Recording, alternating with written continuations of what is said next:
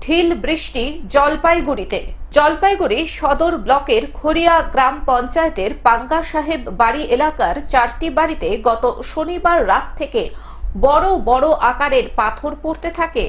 রীতিমতো ভয় পেয়ে জানলা দরজা বন্ধ করে ঘরেই থাকে সবাই।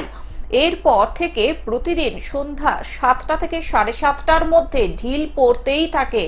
সারা রাত ওই 4টি বাড়িতে ক্রমাগত ঢিল পড়ে। কখনো আবার ভোর 3টে থেকে 3:30টের মধ্যেও ঢিল পড়ছে বলে জানান ওই বাড়ির মহিলারা। অনেকেই আছেন যারা বাচ্চা নিয়ে একা থাকেন, কি করবেন বুঝেই উঠতে পারছেন না। প্রতিকার চেয়ে বুধবার জলপাইগুড়ি কোতোয়ালি থানায় ব্যাগ ভর্তি ঢিল নিয়ে হাজির হন ওই 4 জন মহিলা। পুরো ঘটনাটি জানিয়ে থানায় অভিযোগও জানান।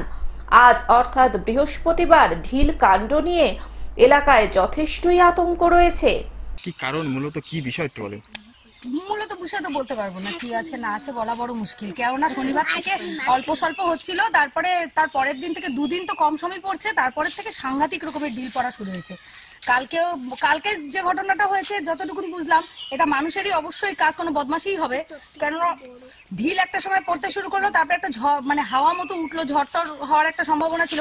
সেই মুহূর্তে প্রায় 1 ঘন্টা ঢিল বন্ধ ছিল।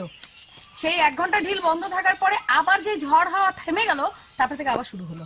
জলপাইগুড়ি থেকে সায়ন সেনের রিপোর্ট, গ্লোব নিউজ। এখন থেকে গ্লোব টিভি দেখুন আপনার স্মার্টফোনেও। গুগল প্লে স্টোর অথবা অ্যাপল স্টোর থেকে ডাউনলোড করুন গ্লোব টিভি লাইভ অ্যাপ। এছাড়াও জিও টিভি অ্যাপ থেকেও দেখুন গ্লোব টিভি লাইভ।